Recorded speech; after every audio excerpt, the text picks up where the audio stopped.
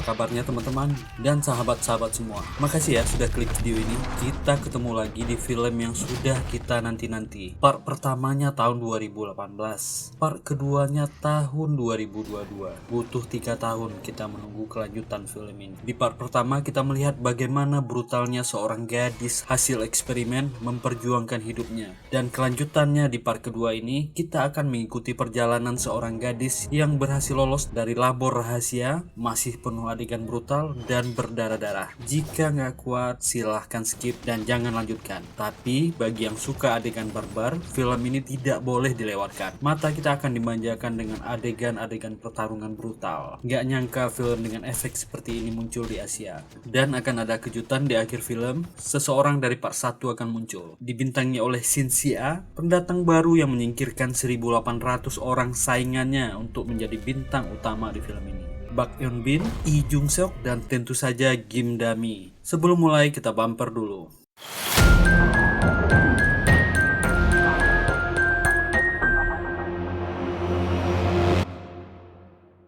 Adegan dibuka dengan gadis kecil yang berada di sebuah peternakan. Bagi yang sudah nonton part 1, The Witch, suasana ini sangat mirip dengan peternakan tempat Jaeyoon dibesarkan. Gadis part 1 yang diperankan Kim Da-mi. Yang belum nonton, saya taruh linknya di deskripsi ya. Wajib nonton dulu untuk lebih tahu alurnya. Baju anak ini berlumuran darah. Bangkai hewan berserakan, tangannya penuh darah. Dia seperti kebingungan. Anjing menggonggong hendak lepas dari pengikatnya. Suara berbisik di telinganya tanpa henti, seperti suara ibu yang memanggil anaknya. Anjing itu lepas dan mengejar gadis kecil ini. Dan sepertinya ini hanya mimpi. 18 tahun yang silam, gadis ini terbangun. Dia bernama Myung, seorang buruh wanita di sebuah pabrik. Hari itu perusahaan mereka mengadakan Dharma wisata khusus untuk para buruh ini. Sahabat wanita yang duduk di sampingnya yang bernama Lily menggodanya. Dia tidur dengan pacarnya di mes cowok. Myung segera membantah dan menutup mulut temannya. Mereka semua bergembira dan bernyanyi. Gadis ini mengusap perutnya dan hanya Myung yang tahu dia sedang hamil. Bus melaju dengan santai. Para buruh ketiduran. Seorang mandor menatap Myung dengan tatapan aneh. Itu membuatnya risih. Lalu tiba-tiba bus berbelok ke arah lain. Ada gerbang tinggi menutup area ini. Daerah ini tandus seperti tambang yang ditinggalkan. Para karyawan mulai membuka mata dan bertanya-tanya. Mereka akan dibawa kemana? 4 pria di depan mulai memberi isyarat. Bus berhenti. Lalu mereka memasang masker kimia dan melemparkan bom asap. Seluruh buruh mulai panik. 4 pria ini memukuli orang-orang yang belum pingsan. Dan merekalah yang turun duluan. Di bawah, orang-orang dengan APD lengkap sudah bersiap. Myung dibawa turun sendirian. Myung sadar dan membuka matanya. Dia berada di sebuah lab. Sayup-sayup suaranya mendengar siaran TV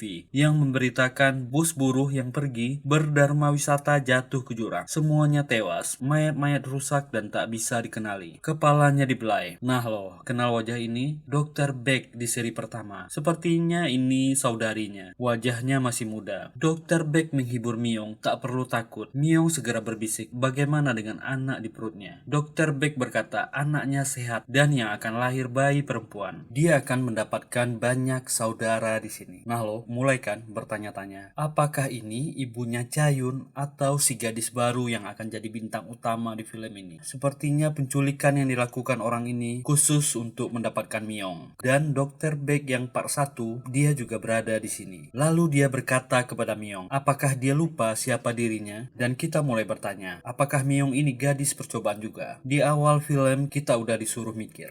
Aduh, inilah The Witch Part 2. Seorang gadis dengan santai merokok. Ada kode di tangannya. Juga ada bekas darah di mukanya. Kembali dipastikan ini juga gadis hasil percobaan. Berdiri di atas bangunan luas yang bisa kita pastikan sebuah lab rahasia. Sebuah mobil datang dan beberapa orang turun. Sepertinya mereka baru saja menyelesaikan sebuah misi. Mengingat part 1, sepertinya ini adalah adegan pembersihan di sebuah lab rahasia. Orang-orang ini membunuhi setiap pegawai ataupun objek penelitian yang ada di sana. Darah memenuhi lantai dan dinding.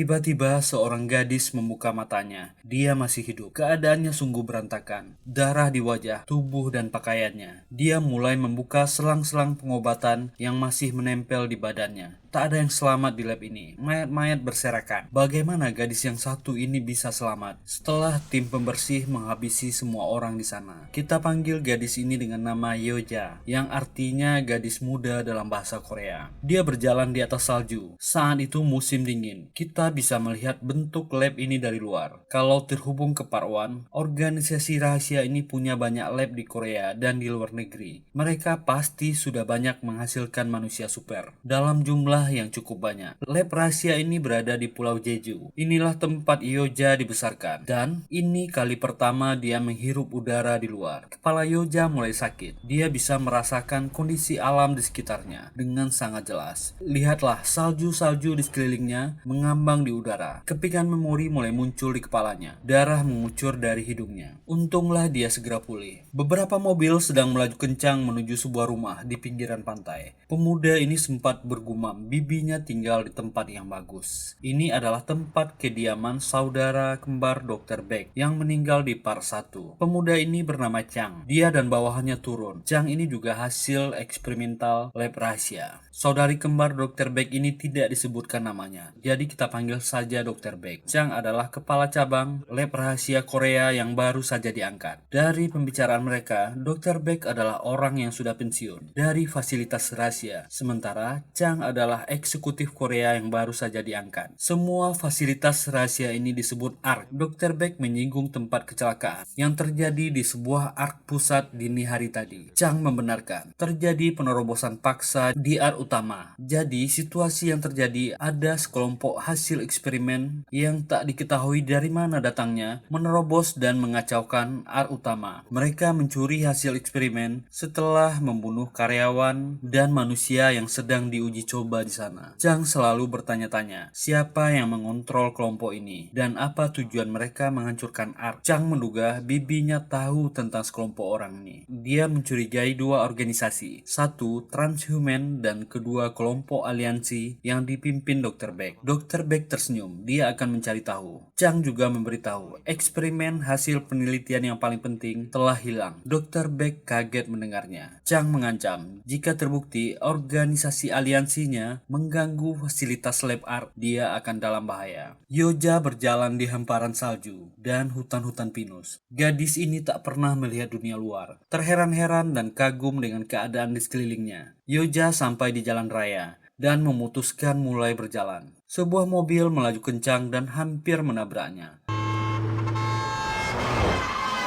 Mobil ini berhenti.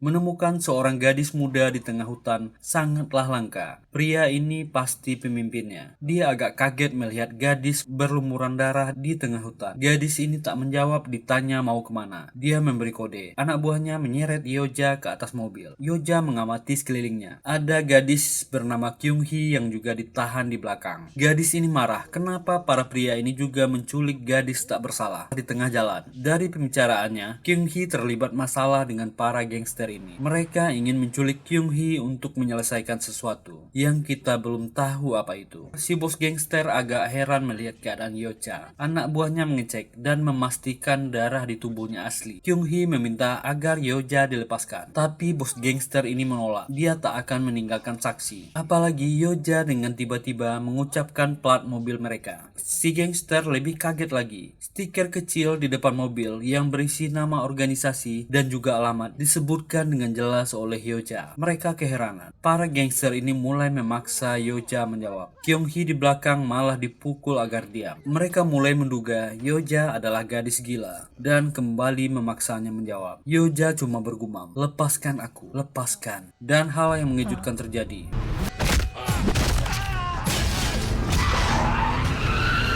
Mobil itu masuk ke hutan dan menabrak pohon. Kyung Hee sadar dari pingsannya. Melihat sekeliling, mobil itu hancur. Anehnya dia sendiri selamat. Dia keluar melihat Yoja memainkan si pemimpin. Kyung Hee menyuruhnya berhenti. Anehnya Yoja menurutinya. Kyung Hee mengambil HP si gangster dan menelpon layanan telepon darurat agar orang-orang ini ditemukan petugas. Kyung Hee sebenarnya juga takut dengan gadis ini dan berlari meninggalkan tempat itu. Tapi nuraninya berkata dia tak bisa meninggalkan gadis ini. Menggenggam tangan Hyoja, dia meninggalkan tempat itu. Setelah agak jauh, dia menelpon pamannya untuk menjemputnya di lokasi hutan ini. Seorang pria tua datang dan kaget melihat keadaan keponakannya. Pasti si bajingan Yongdu yang menculiknya. Kyung Hee segera memanggil Hyoja, tapi gadis ini pingsan karena mimisan. Mereka pun membawanya. Pak tua ini bernama Bak Bion. Dia adalah seorang dokter hewan di Pulau Jeju. Dia memeriksa seluruh kondisi badan Hyoja yang berlumuran darah, lalu mulai mencabut serpihan dan potongan besi yang menancap di tubuhnya. Dan sel-sel di tubuh Hyoja mulai beregenerasi. Luka-lukanya menutup secara ajaib dan sembuh secara cepat. Di scanner terlihat ada benda kecil yang tersangkut di otak belakangnya. Dokter ini kaget melihat luka-luka sembuh secara instan. Bak Bion menemui Kyung Hee yang menunggu di luar. Jadi yang sebenarnya terjadi, para gangster tadi adalah anak buah orang yang bernama Yongdu. Kyung Hee dan adiknya diwariskan sebidang tanah pertanian yang akan dijadikan resort oleh kelompok Yongdu. Para gangster ini mulai mengintimidasi Kyung Hee dan adiknya agar menjual tanah mereka dengan berbagai cara. Pak Bion menceritakan hal aneh tentang gadis yang dibawa Kyung Hee. Dia menyarankan Kyung Hee menelpon polisi dan menyerahkan gadis itu. Dia sangat misterius, tapi Kyung Hee menolak. Dia akan kesulitan menceritakan detail kepada polisi. Daripada menjadi masalah, dia akan merawat Hyoja sampai sembuh. Di sebuah fasilitas art rahasia yang berada di Amerika Latin, seorang gadis bernama Johyan yang terluka kepayahan mengisi pelurunya dan menembak seorang gadis yang masih hidup.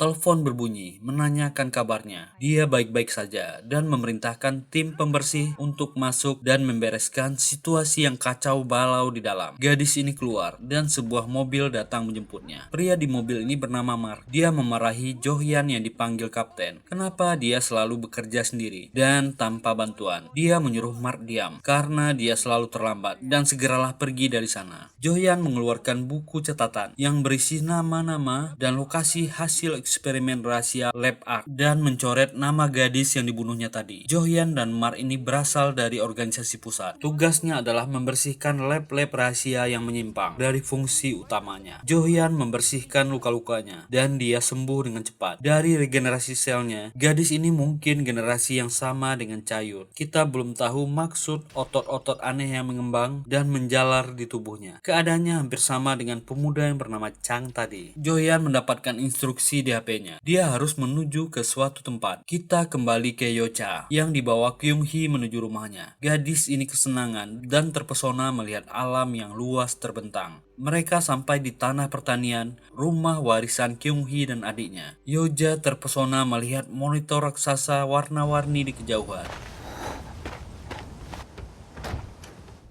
Remaja pria ini adalah adik Kyung Hee yang bernama Daegil. Umurnya sepantaran dengan Hyoja. Hyoja sempat salah paham, menyangka pemuda ini menyakiti Kyung Hee.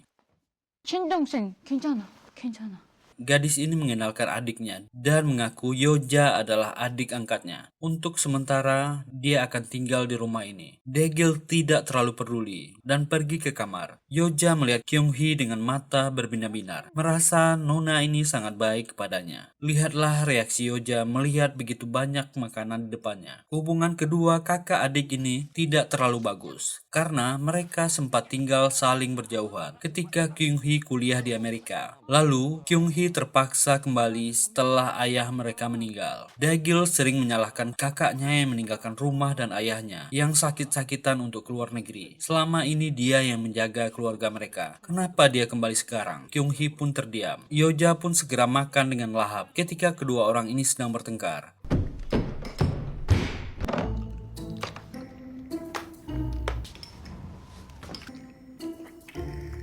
Kyung Hee menyiapkan kamar tamu untuk gadis ini. Dia berterima kasih telah menyelamatkannya di mobil dan meminta maaf atas kelakuan adiknya. Dia yang hanya dibesarkan di fasilitas lab art tidak pernah merasa senyaman ini.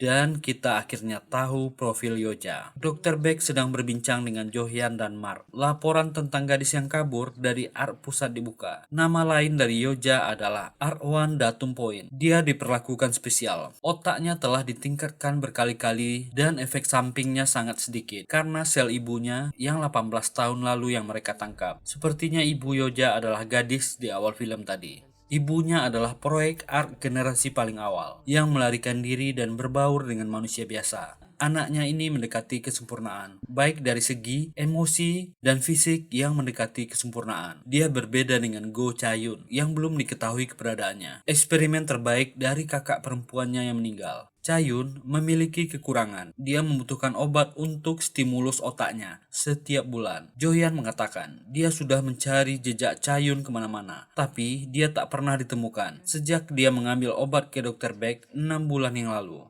Jo-hyun penasaran, Yoja akan menjadi monster seperti apa. Dr. Beck memerintahkan untuk menghabisi Yoja. Dia lebih berpotensi menjadi lawan yang membahayakan kelompok aliansi. Dan jika markas pusat mendapatkannya kembali, bisa jadi dia akan digunakan untuk menghancurkan kelompok aliansi. Walaupun dari markas pusat, Jo-hyun menyanggupi perintah Dr. Beck. Dia berhutang nyawa kepadanya. Jadi dia akan membantu kali ini. Dr. Beck mengatakan, ada chip yang ditanam di kepala Yoja. Dia memberikan sebuah kompas pelacak. Jika mereka berjarak 100 km dari Yoja, alat ini akan berfungsi dan memberitahukan lokasinya. Jo-hyun dan Mark pergi dari situ. Dari pembicaraan Mark dan Jo-hyun, mereka adalah hasil eksperimen 10 tahun yang lalu. Dibesarkan oleh Dr. Beck bersaudara. Emosi mereka tidak dicabut, sehingga pikiran mereka masih normal dan bisa bekerja untuk markas pusat. Mereka berhutang budi kepada Dr. Beck dan mereka diikuti. Markas ARK cabang Korea mengirim orang untuk mereka.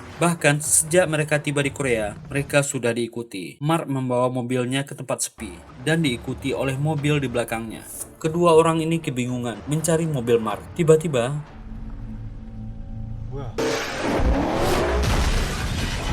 Jo-hyun dengan santai minum wine-nya. Mark dengan santai turun dari mobil. Kedua orang ini turun. Mereka juga tak terluka. Dan pertarungan pembuka antara hasil-hasil eksperimen DR pun dimulai. Is this really necessary?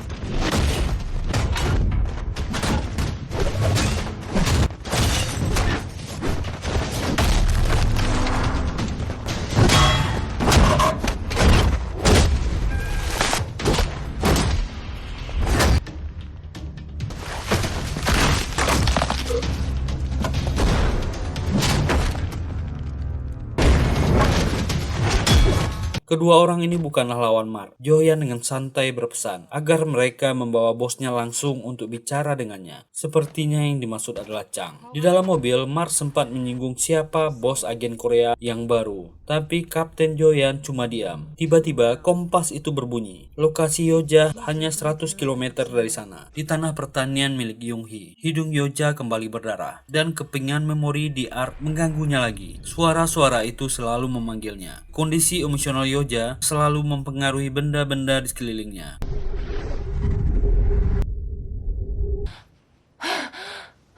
Dia berjalan ke jendela, dan beberapa mobil menuju tanah pertanian Kyung-hee. Sekelompok orang turun. Inilah dia, Yong-do, gangster properti yang ingin membeli tanah pertanian milik Kyung-hee untuk dijadikan resort. Kyung-hee sudah berada di depan pintu dengan senapan anginnya. Gadis ini menodongkan senjatanya, tapi para gangster ini malah mentertawakannya. Yong-do bertanya, kemana orang yang membantunya kemarin? 4 anak buahnya dalam keadaan lumpuh dan hidup mereka dalam bahaya. Ternyata Yong-do ini adalah sepupu ayah Kyung-hee yang sudah meninggal. Mereka masih berkeluarga, tapi pria brengsek ini malah berniat merampas tanah sepupunya dengan harga murah karena posisinya sebagai kepala gangster di kota kecil itu. Kyung-hee tak bergeming dengan senjatanya. Si gangster sombong ini memerintahkan anak buahnya mengosongkan rumah ini dan hancurkan benda di dalamnya. Apalah daya seorang gadis, dia segera ditangkap oleh para gangster ini. Dae-gil datang ingin membantu. Nasibnya juga sama, dia dihajar oleh para gangster ini. Anak buahnya melaporkan, tidak ada siapa-siapa di dalam. Yong-do menganggap Kyung-hee tidak menghormatinya sebagai paman. Dia cukup menandatangani surat kontrak penjualan, lalu bisa hidup di Seoul dengan uang yang dia berikan. Kyung-hee dengan marah berteriak, sampai mati pun dia tak akan menjual tanah ayahnya kepada Yong-do. Dia tahu Yongdu lah yang membunuh ayahnya dan memaki-maki pria jahat ini. Yongdu memerintahkan anak buahnya untuk menghajar kakak beradik ini terlebih dahulu. Setelah itu paksa dia menandatangani surat kontrak penjualan. Para gangster ini mentertawakan dan menghajar kedua kakak beradik ini. Tiba-tiba semua mata memandang ke atas. Yoja sudah berada di ujung atap. Semua gangster ini terkejut dan menyuruhnya turun. Tapi yang dilakukan Yoja, dia sudah di bawah tanpa terluka sedikit pun. Dengan tenang dia berjalan ke arah Kyung-hee yang sedang disiksa. Inilah yang kita nantikan dari film ini. Kebrutalan seorang gadis dan pertarungan yang sangat barbar dan berdarah-darah.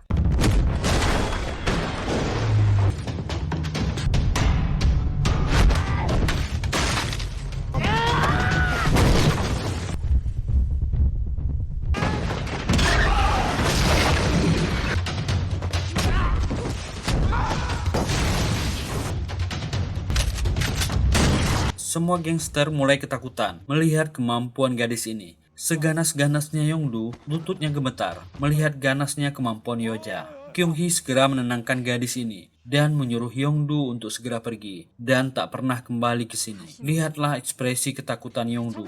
Dalam karirnya sebagai gangster ganas, kali ini dia ketemu lawan yang begitu menakutkan. Tempat itu kembali sepi.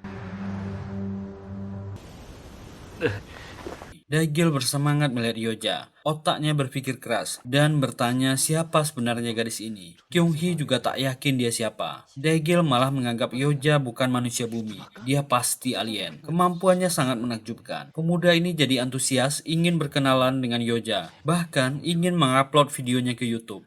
Johyun dan Mat sedang berada di suatu tempat. Mereka berjanji bertemu dengan Chang di sana. Pagi datang, tak lama Chang pun muncul dan ingin bicara dengan Joyan. Ternyata kedua orang ini dibesarkan dalam fasilitas yang sama ketika kecil. Mereka telah lama berkenalan, bahkan mereka sangat dekat dahulu. Joyan meminta orang-orang cabang Korea tidak mengikutinya lagi. Chang menjawab, walaupun dia dari kantor pusat, tapi mungkin menyalahi prosedur karena membantu Dr. Baek dan aliansinya. Chang tahu Dr. Baek mengejar Chayun. Gadis itu sudah menghancurkan lab Thailand dan menjarah lab Shanghai. Semua eksperimen di sana menghilang setelah dia datang. Apalagi Ark-1 Datum Point, Yoja maksudnya, juga menghilang. Joyan membantah, ini bukan urusan cabang Korea. Dia tak peduli dengan konflik antar pimpinan ARK. Dia hanya menjalankan tugasnya mencari Ark-1 Datum Point. Jangan sampai orang-orang dari cabang Korea menghalanginya. Chang tersenyum melihat Joyan yang pergi begitu saja dan bergumam.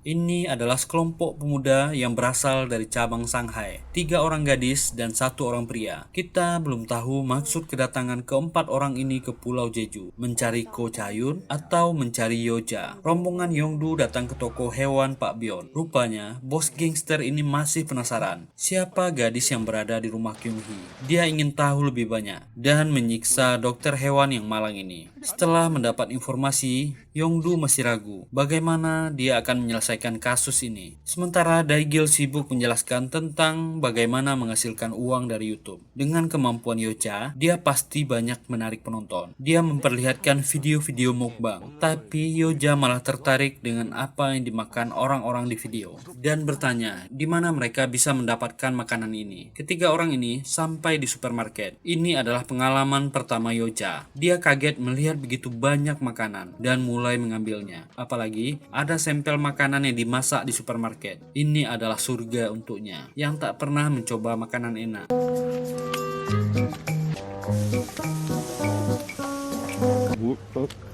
Daegil pun sibuk mengejarnya dan menyeret gadis ini. Kyung-hee mendapat telepon dan dia segera membawa Pak Byon ke dokter untuk merawatnya, lalu mengantarnya pulang. Kyung-hee sangat sedih dan geram melihat kekejaman Yongdu ke orang tua ini. Pak tua ini memberi saran, jual saja rumah itu dan pergilah dari Pulau Jeju dengan adiknya serta gadis itu. Yongdu pasti datang untuk membuat masalah lagi. Ketika Kyung-hee ingin pulang, tiba-tiba Mark sudah berada di depan mobil dan Johyun sudah masuk ke dalam mobilnya dan mengajak Kyung-hee bicara. Sementara Yongdu sibuk menelpon seseorang. Dia menceritakan tentang seorang gadis aneh yang dia temui kepada rekan gangsternya. Sekarang dia kesulitan ingin mengambil tanah itu. Begitu dia masuk ke dalam kantornya, kedua bodyguardnya sudah terbunuh. Orang-orang yang di dalam juga sudah dihabisi. Dia pun mulai gemetaran. HP-nya dihancurkan. Bos gangster ini ketakutan. Dia bertemu dengan orang-orang aneh. Dia bertanya bagaimana mereka menemukannya. Gadis ini menjawab, anak buahnya sibuk bergosip di luar tentang kejadian aneh yang mereka alami. Gadis ini sepertinya pemimpinnya dan menyuruh Yongdu duduk. Gadis ini berkata, sekarang dia punya dua pilihan. Memberitahu di mana gadis dengan kekuatan aneh itu sekarang, atau dia menolak. Lalu mereka akan menyiksa dan mengeluarkan semua organnya agar dia bisa melihat. Yongdu pun ketakutan dan memilih mengatakan yang dia tahu. Dia memohon, dia jangan dibunuh. Dia bisa berguna untuk mereka. Gadis ini merasa orang ini menarik dan memberikan hadiah seperti serum. Sementara itu, Daegil sibuk memperlihatkan video YouTube Go Chayun, seorang gadis dari desa yang tiba-tiba viral karena kekuatan anehnya, dan dia juga jago bernyanyi. Yoja juga bisa menjadi seperti itu, dan dia akan menjadi manajernya. Karena makannya banyak,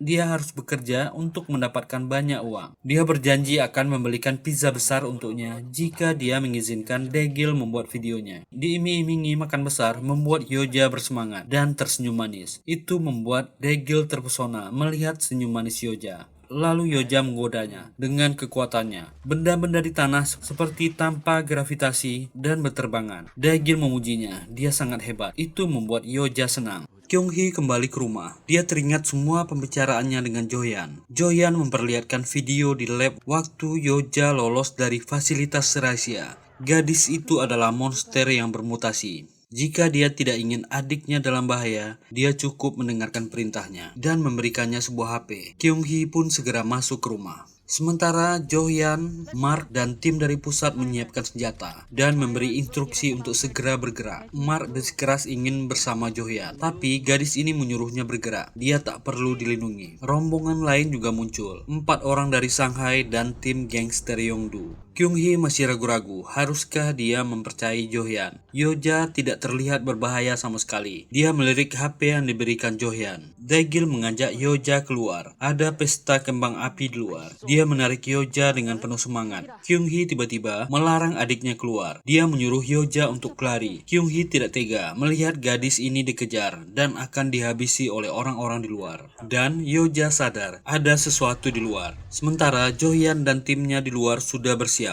dengan semua persenjataan mereka, bersiap menembak ke arah rumah. Joyan memperhatikan kompasnya. Jika Yoja berada di luar rumah, dia akan segera menembaknya. Dan dia juga tahu ada gerombolan orang yang juga bergerak ke rumah Kyung-hee. 4 orang dari Shanghai datang, beserta gerombolan gangster Yongdu. Mark segera sadar, 4 orang di belakang adalah orang-orang yang melarikan diri dari Lab Art cabang Shanghai. Kyung-hee mengambil senapan dan keluar, menyuruh Yongdu dan rombongannya pergi. Rencana Joyan gagal. Yoja melarikan diri di atap bersama Daegil. Daegil menunjukkan arah jalan raya. Dia harus segera pergi dari sini secepatnya. Daegil berhenti dan berkata, jika keadaan sudah membaik, kembalilah ke sini. Keluarganya akan selalu menerimanya. Yoja tersentuh dengan kebaikan 2 orang yang baru ditemuinya ini. Dan Yongdu menembak Kyung-hee. Gadis ini jatuh. Daegil segera berlari keluar, melihat kakaknya terluka. Si penembak bazooka melihat kesempatan. Yoja berdiri sendiri di luar rumah dan dia menembaknya.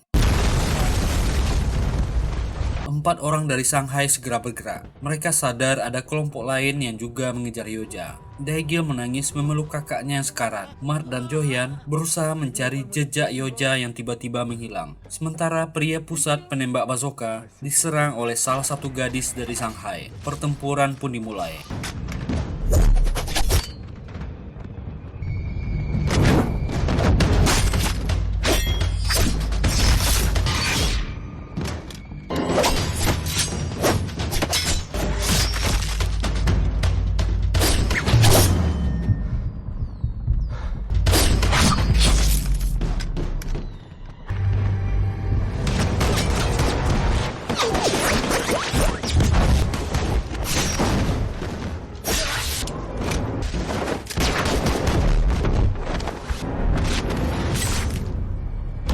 Gadis ini terlalu tangguh. Pria dari pusat tewas. Dan kembali anak buah Joyan menyerangnya. Daegil yang sangat geram dan marah kepada Yongdu berteriak dia akan membalas dendam. Pistol ditodongkan Yongdu. Dia berteriak marah. Dialah yang menghabisi ayah mereka. Ketika akan menghabisi Daegil, Joyan dan Mark datang.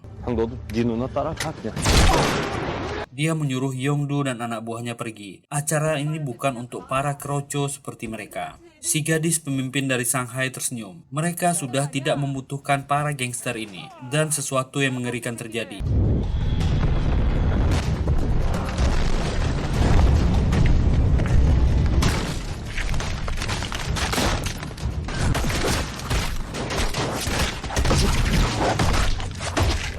Seluruh gangster anak buah Yongdu tewas dan pertempuran brutal pun dimulai antara Johyan dan Mart versus rombongan dari Shanghai.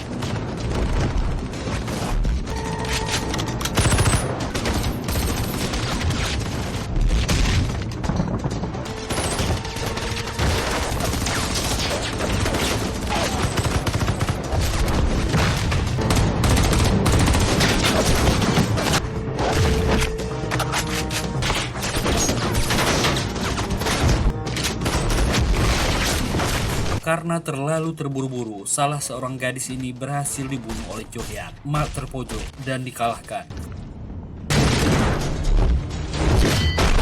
Sekarang Johyan harus sendiri menghadapi kedua orang ini. Dia terjatuh ke bawah.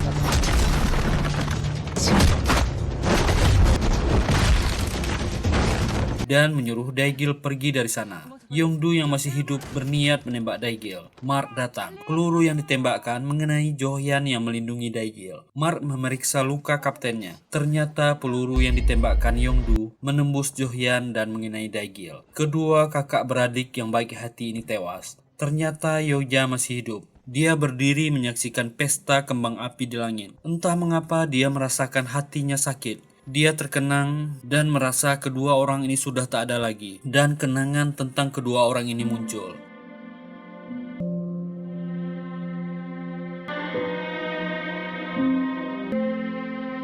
Salah seorang gadis dari Shanghai datang menyeret mayat anak buah Johyan yang menyerangnya. Dia melihat Gyoja dan mengenalinya. Gadis yang lolos dari lab art utama. Dia bersiap menyerang.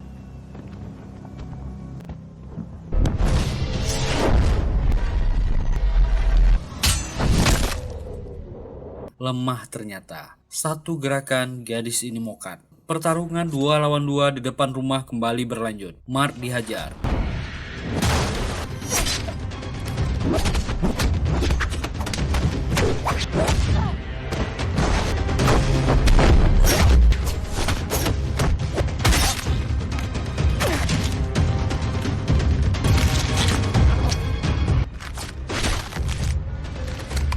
Kedua orang ini bekerja sama, dan Johyan dikalahkan. Dia terluka parah. Orang-orang ini malah mempermainkan dan mengejek Johyan. Dia hasil eksperimen setengah jadi, tak bisa dibandingkan dengan mereka. Mereka jadi malas membunuhnya. Mart berusaha bangkit ingin menolong kaptennya. Masih ingat kan part 1? Jika bukan bagian kepalanya yang kena, mereka tidak akan mati. Pria ini mentertawakan kebodohan Mart dan akan menghabisinya. Saat itulah Yoja datang menyeret mayat teman mereka. Kedua orang ini berhenti dan memperhatikan Yoja yang terlalu santai. Yoja melihat mayat 2 kakak beradik yang menolongnya. Hatinya sakit melihat orang-orang yang menolongnya mati. Yongdu sasaran pertama. Berisi orang-orang yang kabur. Si pria muda ini meremehkan Yoja. Belum diketahui dia tak terlihat begitu hebat, tapi mereka harus menarik ucapannya. Yoja terlalu OP.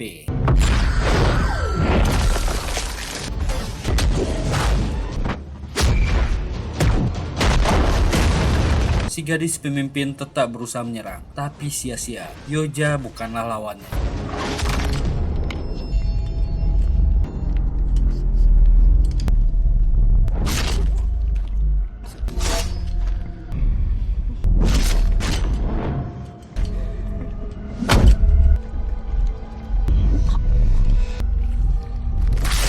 Mungkin hari inilah dia merasakan ketakutan melawan orang yang lebih kuat.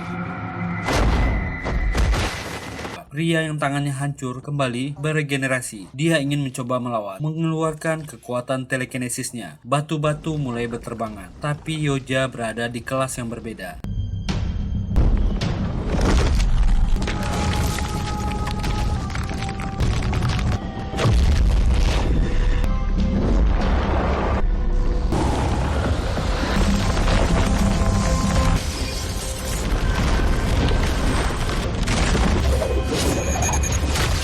dia hancur tak tersisa. Si gadis pemimpin ketakutan melihat Yoja. Nah, ini kejutannya nih. Lihat siapa yang turun dari mobil. Go Chayun, bintang The Witch pertama. Dia tersenyum melihat Yoja dan menyapanya. Gadis pemimpin ini mendapatkan keberaniannya lagi dan berdiri di samping Chayun. Dia heran dan bertanya, kenapa Chayun bisa kenal gadis yang dibesarkan sendiri di arah utama? Jawaban mengejutkan. Chayun mengatakan, Yoja adalah adiknya.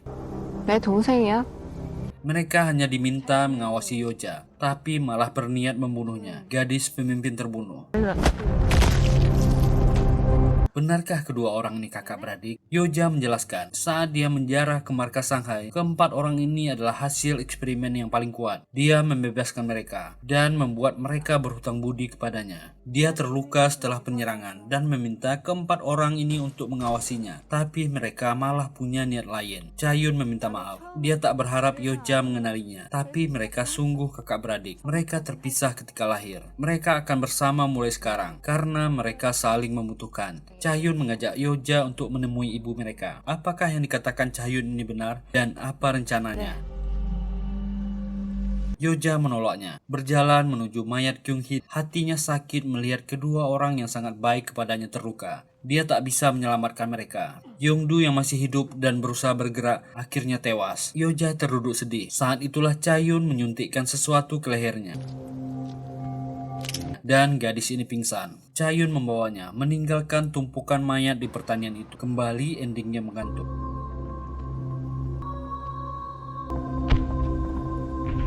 Siapakah ibu mereka berdua? Gadis yang bernama Myung di adegan awal film, atau malah Dr. Beck sendiri? Di akhir kita diperlihatkan Myung yang juga menjadi objek penelitian masih hidup. Matanya terbuka.